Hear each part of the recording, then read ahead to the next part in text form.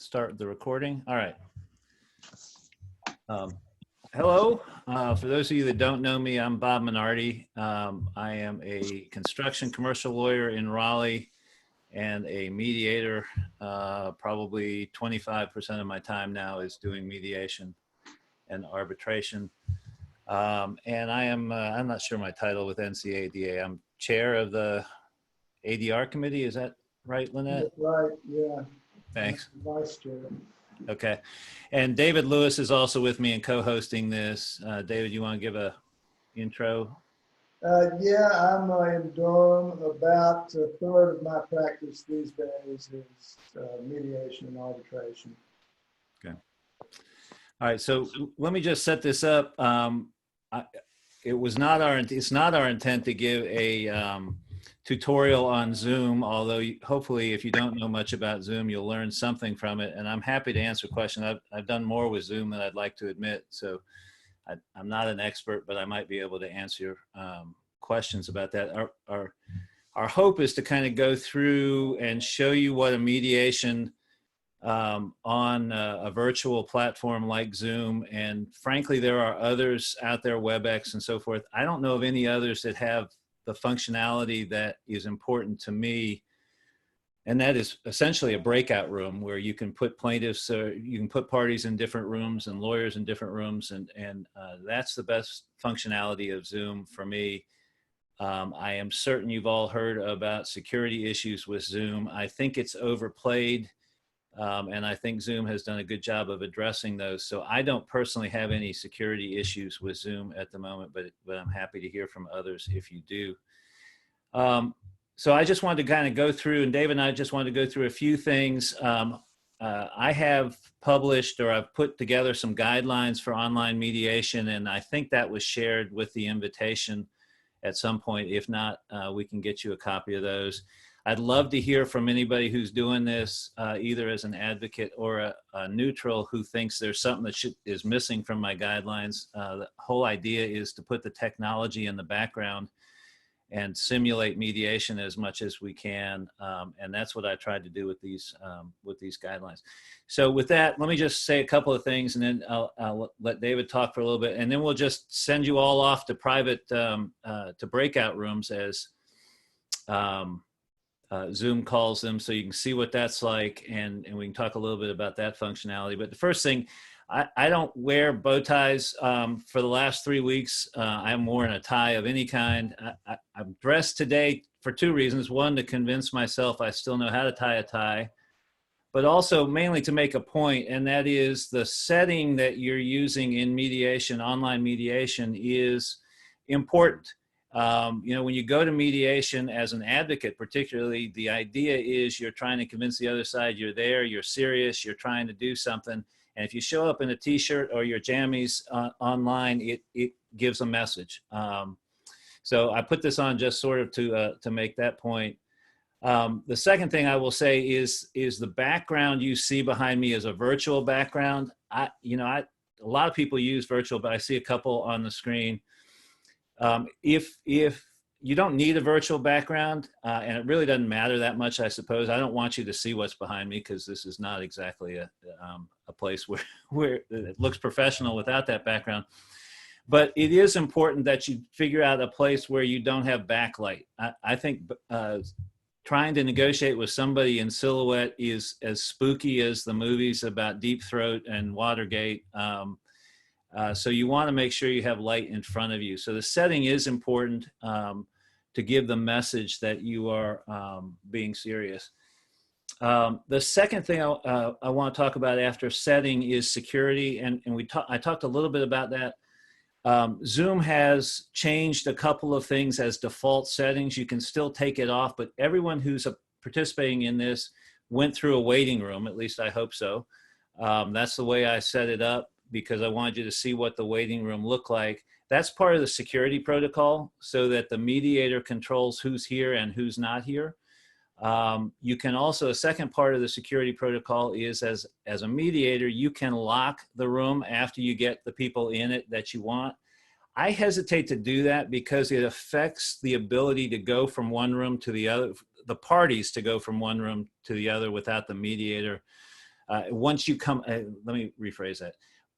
Once I take you as a mediator, I take you out of a breakout room. If the rooms are locked, I can't put you back in that breakout room. So it affects my use of the breakout room. So I'm hesitant to do that, to use the lock the room function.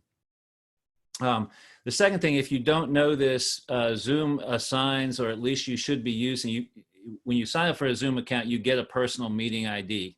Don't use that when you're setting up a Zoom mediation. It also gives you the ability to establish a unique meeting ID for each mediation. That's how you should be setting these up, so that each mediation has a unique meeting ID. Zoom now also defaults to requiring passwords. Don't unclick that. Use passwords. Require everyone that signs in to use passwords. And the fourth part of the security is it allows you to set it up, Zoom up, so that the Zoom meeting, you can require participants to register before they get the invitation to the Zoom meeting. That's the fourth part of it, and I think that should be on your settings. If you're setting one of these up, you should be requiring registration ahead of time so you know who's there. Then I think I just want to show a couple of things. The first is sharing a screen. If you share a screen, and the way I have it set up, anybody can share a screen. But if you share a screen, you guys should have just started seeing my online mediation guidelines. Couple of things about that. The first is, if you share your screen, it's pretty important, I think, to make sure that what's behind it isn't confidential. You should only be seeing my Adobe Acrobat program. You shouldn't be seeing the whole screen, but I worry about that. There's a green bar that goes around my Acrobat to show me what you all are seeing. Hopefully that's all you're seeing, but I would take the precaution of closing everything else beforehand. Turn off your notifications. Don't get a notification from your client that shows up on your screen and runs the risk of somebody seeing that. So you also may have noticed that when I shared the screen, it changes the way you're seeing people on the screen.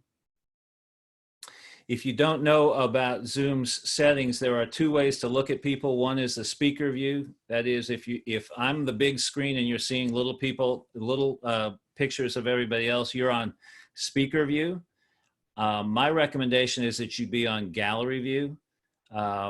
It gives you the ability to look at everybody who's here. In this case, there's a couple of screens, so there's 3 screens, I think, so I can't see everybody. But I think it's far more important, certainly as a mediator, maybe as an advocate as well, to be able to see the reactions of everybody to the extent you can through video, rather than focusing on the speaker. Which reminds me, you know, when you're giving a presentation in mediation, you know, it's not polite to be staring at your adversary to try and figure out. And you try to avoid doing that. You can do that with impunity here. So just be aware of that you know, if you're physically showing reactions to things, someone may be staring at you, which is not often the case in mediation.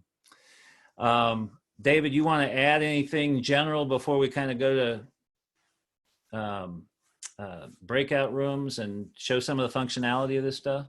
Just in terms of setting up the mediation, of course, the rules, the DRC rules require that everybody has to consent to do the mediation by teleconference. And so, and in setting that up, I think there's a couple of things to bear in mind. You want to get everybody to buy into it. If everybody doesn't consent, then it has to be, you got to find another day, or you got to work out the schedule for that. And we'll get into some of this later, I'm sure, but as part of setting it up and going forward with it, a couple of things. It's good, as Bob has in his outline, it's really good to have, I call them test runs, a short Zoom meeting that you have a day or two before the mediation. You get everybody on board and just make sure that all the functionality works and everybody understands sort of how it works. Nothing of substance, just sort of a procedural meeting. And as part of that, in my experience, what's come up in these mediations is how do you handle it if, and this is also addressed in Bob's outline, but how do you handle it if you actually achieve a settlement? You've got to get signatures on the mediated settlement agreement document. And I'm sure we'll talk about that later, but as you set it up, I think it's good to go ahead and get everybody to agree that if you have an agreement, if you reach a settlement at the mediation, everybody agrees on an electronic signature protocol to allow it to all happen. Then we all know that, you know, if you wait a day or two and circulate the mediated settlement agreement, then somebody may decide that, you know, I like that idea 2 days ago, but now not so much. So I think it's important, if we can, to lock it down. And the way to do that with teleconferencing is to come up with a protocol to allow electronic signatures right then on the mediated settlement agreement, just like we would do in an in-person mediation. And again, I'm sure we'll deal with how we go about doing that in just a bit. Okay, thanks. Thanks, David. So I don't think we have polls set up, but I'm going to assume that most of you have not done a Zoom mediation. Maybe some of you have not done Zoom meeting. You have? Yes. Jennifer? Yeah. Any experience you want to share with us, how it worked or what didn't work? I did one about 3 weeks ago, probably maybe the first or second week I was home. It was a workers' comp mediation, hosted by John Elvers. And honestly, it probably went pretty well. Probably the biggest challenge was getting the employee's signature, since the employee was not in the room with their lawyer. And so the document had to be, of course, emailed to her, and she used some kind of signing it by finger on her phone. But so her signature came out like huge compared to the rest of ours. But for the most part, it worked pretty well. We have I'm a deputy county attorney for Wake County, so we typically have our adjuster, because we're self-insured, as well as our risk management supervisor.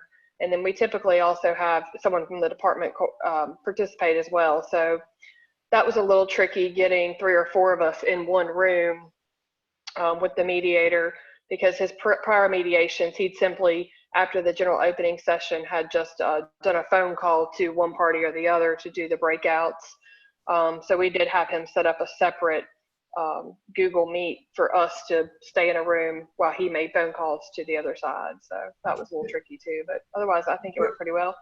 And actually just this morning I did a completely by telephone mediation with the EEOC. So I guess I've got 2 under my belt now. Yeah. That mediation that you did, Jennifer, was that using Zoom or was it using Google or WebEx? What was it? I believe John Elvers wanted us to use Google Meets, and so we used Google Meets.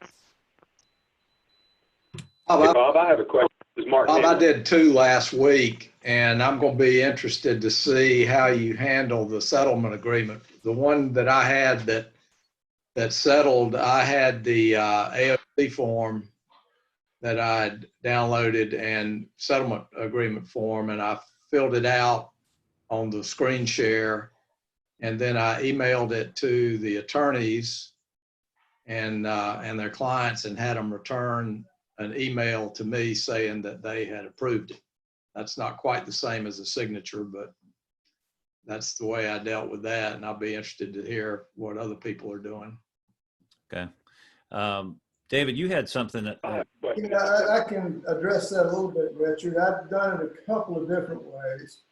There's the software DocuSign that you can get. You can get a 30-day free trial. Y'all familiar with that?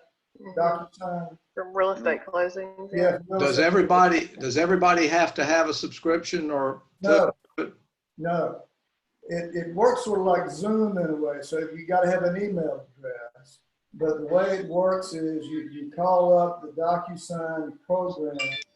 You drag your document, which is, in our case, if it's a settlement agreement, it would be the AOC form. You drag it into the DocuSign program, And then the person who is the author of the document sets up who the participants are and who's supposed to get it. And then DocuSign will send that document to the various participants, which they electronically sign. And they can electronically sign it by adopting an electronic signature that DocuSign will produce for you, or by drawing it in the box. So if everybody consent, and I think it's important to include that idea that electronic signatures will be acceptable in the text of the mediated settlement agreement itself. But I've used it once, it worked pretty well. The other thing that I've done is sort of what you were talking about, where you email the document, somebody signs it, they forward it to the next person, they sign it. Ultimately, we get a scanned document with all the signatures. But again, I think it's important to get everybody to, can you hear me okay? You're leaning in. I think it's important to get everybody to agree that these electronic signatures will be acceptable. I'm not sure if I addressed your question, Richard. Yeah, you did. Thanks, David. Let me make a comment, and then Mark Hamlet has something he wanted to ask or add. But if you have a question or you want to contribute something, why don't you use the chat function to Lynette so we can sort of order how this flows. But Mark, you had something? Yeah, my question is about the technology. I haven't done a mediation using it yet, but I did 3 expert depositions this week with the same kind of technology. And when every word does the depositions, you've got the screen on the computer, the phone on, the speakers on the computer turned down, and when you need to talk, you talk with the phone, in other words, like I'm doing right now, I think. I'm going to put it on mute just to make sure this is a test. You are. All right. So I guess my question is, I noticed a difference in the audio quality, Bob, for you rather than David.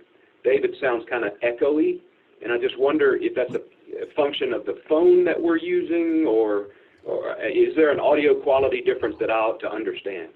I think it's a function of the room I'm sitting in. It's also a function of the technology. I have one of these little Yeti Blue microphones, so it's set up for better audio.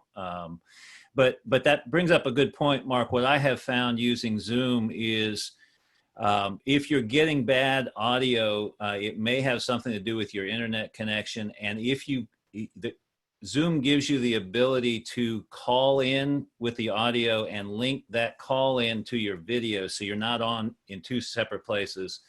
And I found the audio quality in a lot of my Zoom meetings to be better for some people because you have to have a very good upload speed in order to be able to use video and audio through the computer. And the phone, you can use your phone for the audio functionality. Just one other comment from my experience this week for folks to consider is, if you can believe this, I had 3 engineers who claimed not to have a laptop that had a webcam. And so they were operating from a desktop that didn't have a webcam. And of course, external webcams are impossible to get in this environment. It's like hand sanitizer. And so sometimes we may run into folks who you can't see but can only hear because they don't have webcams. I was shocked that anybody didn't have a webcam nowadays, but they didn't. So next week, supposedly, both of the folks that we're deposing have webcams, and we're supposed to have video. Yeah. Jennifer Jones says she uses Adobe Acrobat Pro 2017, which allows her to fill and sign, which makes it easy for signatures. I haven't used that, but Jennifer, if you can unmute and tell us what your experience with that is. It's fairly easy. You can actually draw out your signature too, so it doesn't just look like it's cursive. But basically, any document that's in PDF is fairly easy for me to put my signature on it. And then it also, whenever you go to save it, it saves it as a signed copy. Cool. Okay. All right. Someone, Fonda asks, I note I can see some people, but others I just see a black screen and a name.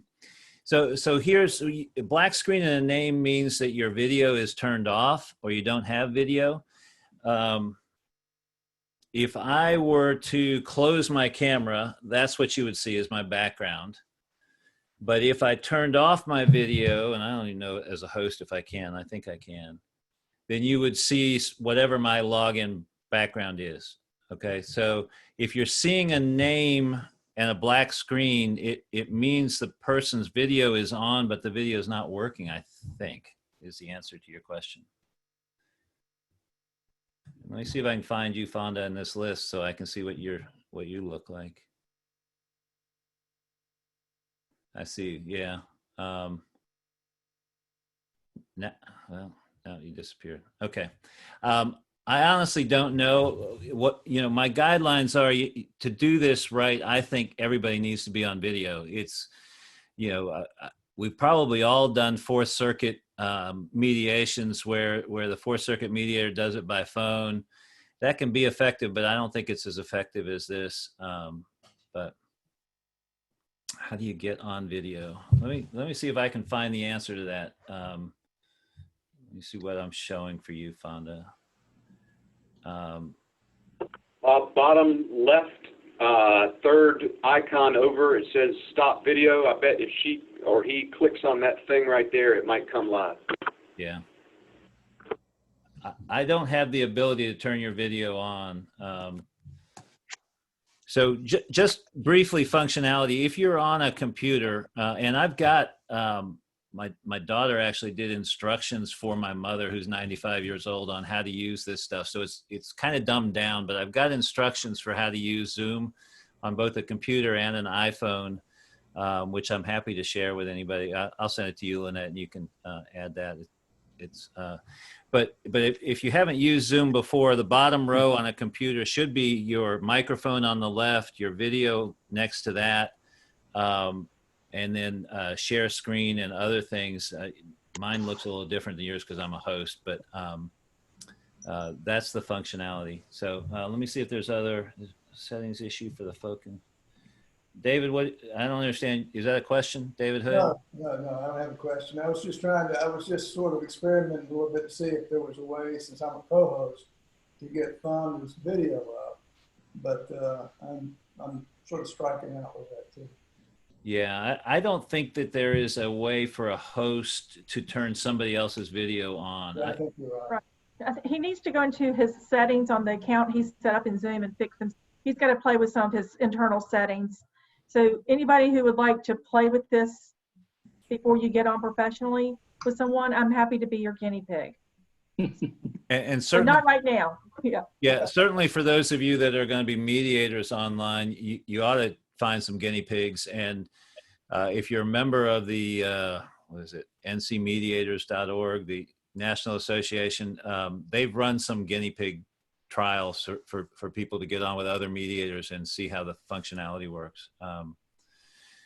All right, so before I put people in, and this is going to be random, before I open up the breakout room so you see how that works, somebody keeps sharing their screen with us, and thank you for that picture of the beach. A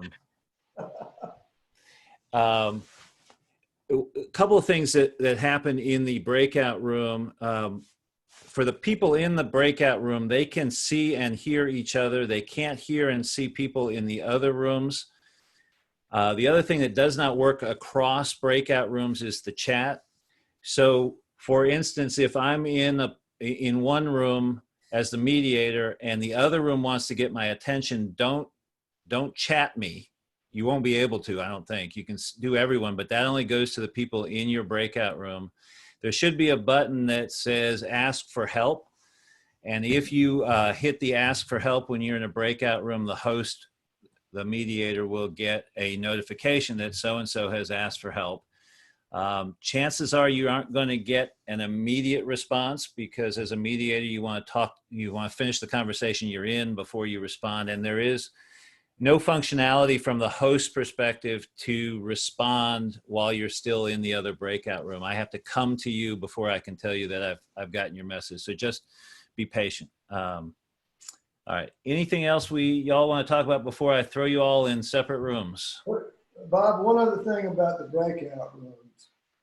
I haven't figured out a way, and from our conversations, I don't think you have either, where the mediator can not hear two people that are talking to each other in a breakout room on separate computers. In other words, if I mute, I can still hear them.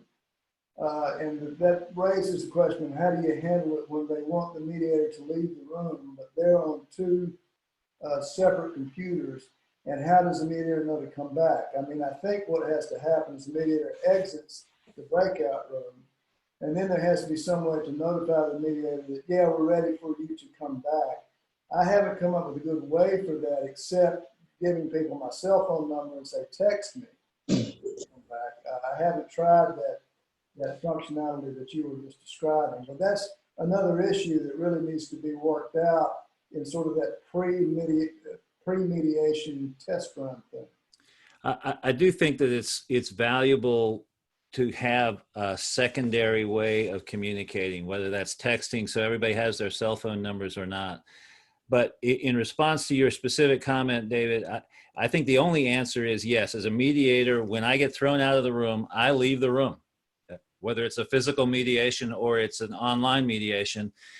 And whether that means I leave the room and go to the other room, or I leave the room and go back to the general session, wherever I am, when you ask for help, I will get a notice of that. And that's the only way to come back or to do something like what you're talking about. But the functionality here does allow the mediator to get a notice. If you hit chat, I won't get a notice. Right. But if you hit ask for help, and we can try this. I mean, when we go into the mediation, I will tell you, I set this up with David and Lynette both as co-hosts. So I don't know if you hit ask for help, if all three of us will get a notice or not. I assume we probably will. Where is ask for help, Bob? Where is that command? Question. You won't see it until we go to the breakout room. Okay. It's down on. I will tell you the way I've handled it, and the ones I did last week, they kicked me out of the room. I leave the room, throws me back into the main room where nobody else is at that point in time. And when they're ready for me to come back in, one of the people in that room just leaves their room, and it throws them back out into the main room with me. And then we both go back. I mean, it's kind of like if you're in your office and you're standing around out in the hall waiting for somebody to call you back in, and somebody walks out of the hall and says, we're ready for you. That will work also. Yeah. Hey, I have a question, Bob. Yeah. That was me sending the picture, sharing the picture of the dog on the beach. Right. And I was trying to figure out, what are you seeing when I'm doing that? Because I can't really tell. Is it just showing my picture beside the speaker, or is it taking up the whole screen, or what's it showing on your end? It takes up the majority of the screen, and then all the people are in a column. At least on my screen, all the people are in a column on the right side of the screen. Okay, thank you. Pretty dog, by the way. All right, y'all ready for breakout rooms? Oh, one other thing. I actually was on a Zoom training call with mediators, and one of the mediators was doing it from their iPad. The functionality between an iOS device, and I think this is true of an Android device, and your computer is a lot different. I don't think you as a mediator can do this from an iOS and iPad, even if you've got a Pro. The functionality will not allow you to create breakout rooms and do some of the things that the PC or the Apple will allow you to do. All right, so I'm going to probably create just, I don't know, 3 or 4 rooms. Well, yeah, let's not do too many rooms here. I'll do 5 rooms. This is all random. Don't take it personally.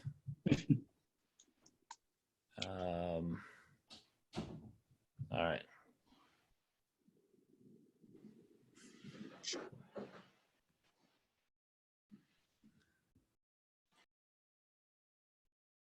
Can't say I've done this with 50 participants before either, so I don't know how this is going to work. All right. I think I am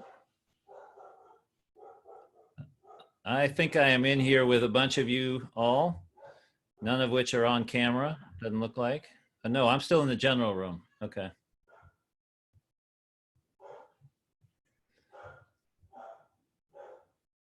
Huh. Hood, Ellis, are you still in the general room?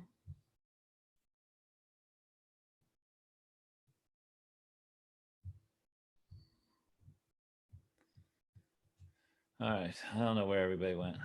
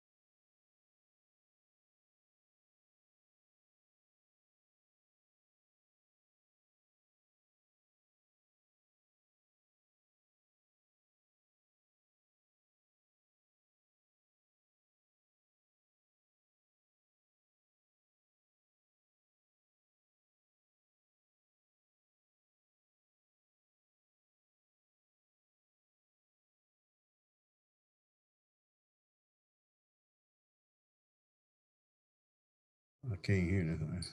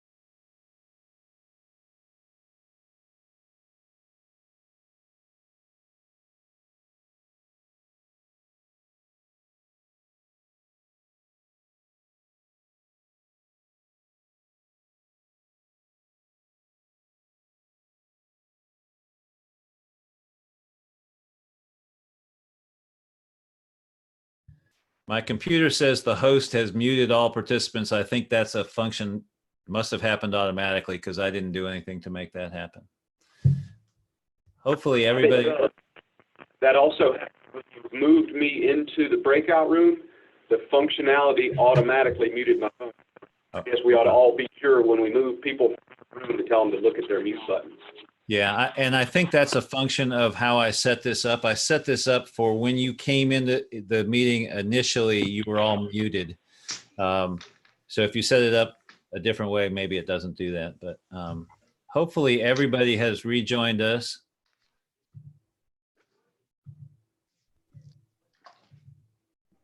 Hello? I'm about to say, is anybody still in the breakout room? But I guess that would be a useless question to ask from here. All right, questions, thoughts, anything about the way that worked or didn't work that you want to ask about? Good. Okay. Well, I do have a question. How easy or difficult was it for you to do what you just did with 3 or the 5 breakout rooms?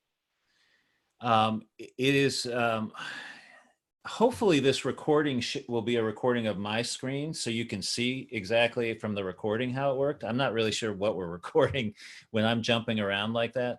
It's real easy. At the bottom of my screen as the host, there is a breakout room, a button that says breakout rooms, just like where yours says mute and stop video. And when I click on that, it asks me how many, and in the case of this demonstration, I automatically assign people. What I think is a good idea, and Zoom is still, I was in one of the rooms I was talking about this, the functionality for how you pre-assign people to breakout rooms is difficult. You have to upload a CSV file instead of just type. It says you can type in an email address and pre-assign people, but you literally cannot do that. At least I haven't been able to do that. But in terms of what I just did, it's real simple. I just hit the breakout rooms. Everybody was randomly automatically assigned to those rooms. You tell it how many rooms you want, and ordinarily you ought to rename the rooms. I think you ought to rename the rooms for the parties or some way so you remember who you're going to. Certainly if there's more than 2 rooms. If there's just 2, it may be unnecessary, but because it does take a little bit of a lag. When I go from room 1 to room 2, it literally closes. It looks like it's closed on my screen and then reopens. So it's a 15 or 20-second lag. So you don't want to have to go from room 1 to room 2 and go, whoops, I meant to be in room 3. Renaming is a good idea. If you're not doing the random, of course, you would not do a random in a mediation. How do you select the attorneys and parties, reps to be in a particular break room? Is it a drag and drop, or do you have to name them, or how do you do that? Well, when you hit the breakout room, now hopefully I'm never going to do an online mediation with 50 participants, because that would make it a nightmare. But when you hit the breakout room, it lists everybody, which is why one of my guidelines is that you have to rename yourself. You can't just sign in as a phone number, or I see somebody signed in as Jim. I want Jim to go in and rename himself with his full name. So I know who they are. But when you hit the breakout rooms, it lists every person. You can rename the room, and then you can literally move people, drag and drop people into the various rooms. Sounds easy. It is very easy. It not with 50 people, but otherwise it would be. Yeah. Anything else? All right. The online guidelines, if you didn't get them, I can send them to you. The dumbed down version of how to log into and control from the participant viewpoint, how to control logging into Zoom from an iOS or from a computer. I can send those to you, or we'll send to Lynette, so she will have them and distribute them somehow. But otherwise, hopefully this has been useful. Bob, one question. Yeah.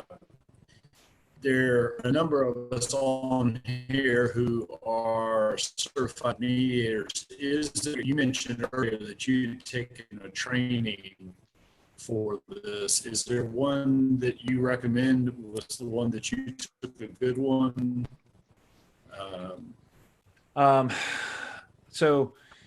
First of all, let me just comment on this. When I heard Locke talk, it was broken up, and that may be a function of the internet. It may be a function of my computer or something. One of my guidelines is don't try to work through that. I understood what you said, but in a mediation, if there's technical issues, you need to shut it down or deal with those so that people are hearing each other as if they're in the same room. So that was a good opportunity for an object lesson. Honestly, what I have done, I don't know of a training per se, but what I have done is, I take that back.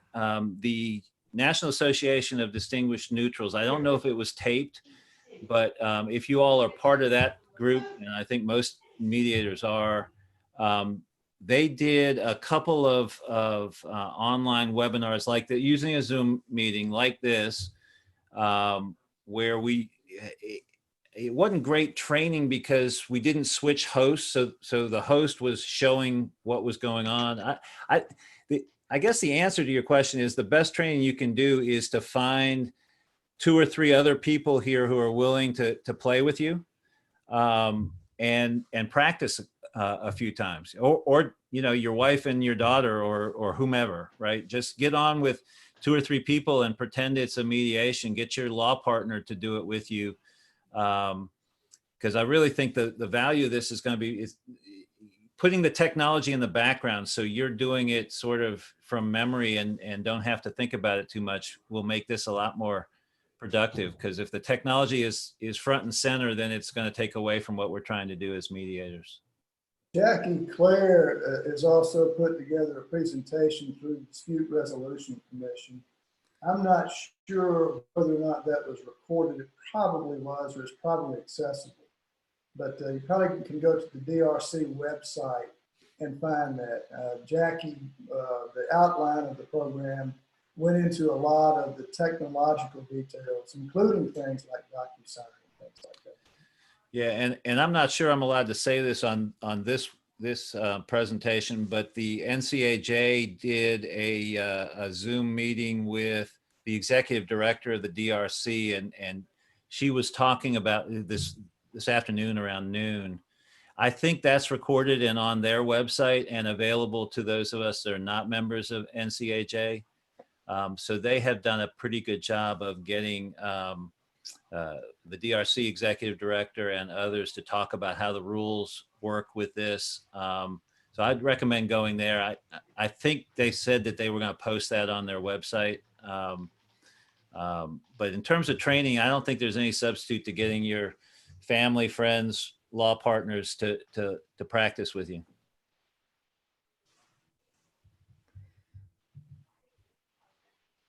Anything else?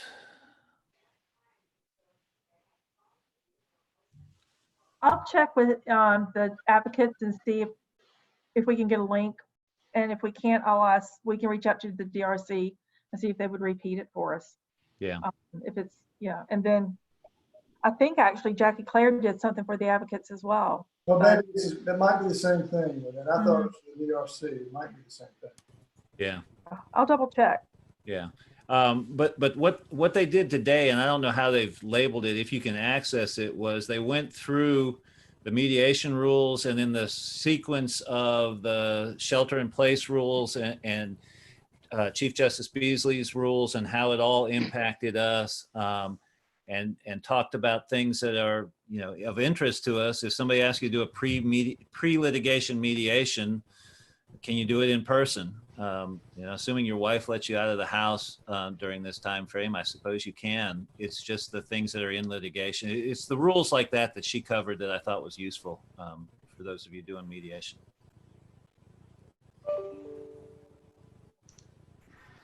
All right, Lynette, anything else you want to add? I have nothing. I hope this was helpful for everyone. And we have applied for CLE Can I credit. ask an off-topic question to Mark Hamill, who said he just finished doing 3X? Lash, was that just you? I don't know who that Yeah, was. I think Leck was trying to ask me a question about depositions and he got cut off. Yeah, he looks a little frozen there. Yeah, I don't know if you can you hear me okay? Right now, yeah. Pretty good. Yeah, I was just curious, did you do that using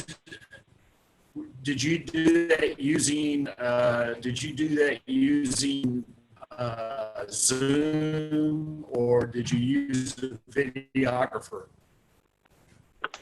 The court reporting service we use, called EveryWord, has some kind of a special software of their own. And so it's not Zoom, it's whatever the EveryWord court reporting uses. And we've actually been using it in that case for a year's worth of depositions. Even when people could come to one room, they still did it the same way with the video and with the live transcript right in front of you. It's dynamite technology. EveryWord's great. I would highly recommend, if you need to do depositions, that's the service that you use. Thank you. All right. I don't have anything else, Lynette. Thank you. Sounds good. Thank you, Thanks. guys. All right, thank you all. Thank you very much. Thank you I've very got one much. thing. I've got one question. Thanks. Bob, you mentioned some dumbed down instructions that could be emailed and that Yep. maybe Lynette would send them. Yep. Are Yeah, those I will. complete well? Yep, I'll send them to Lynette. And Lynette, any idea how you're going to distribute it? Well, everyone had to go through our website to register, so I have everyone's email address. If Okay. you don't get it from me after, I lost Bob. If you send it now, I'll send it by, here shortly. Okay. So, I'll send it as soon as we're done here. all right, great. Thank you. Thank you. Richard's talking. I can tell Richard's talking, but You're muted, Richard. Do your instructions tell the participants how to use the combination of the telephone and the computer audio?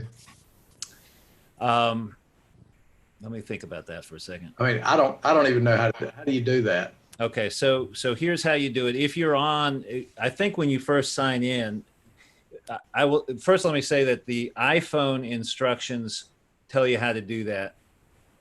because I think that that you ought to use your telephone when you're using Zoom on your phone. But now if you go down to where your mute button is, your microphone is, and if you click on the up arrow there, about the third from the bottom is switch to phone audio. Got you. And then you dial in, and you actually have to tell the phone your participant code so it connects your audio to your video, which happens automatically under the instructions from the iPhone. Very good. All right. Thanks, guys. Stay safe. Thanks, everyone. Thank Thank you. you. Thank you. Thanks. Thank you.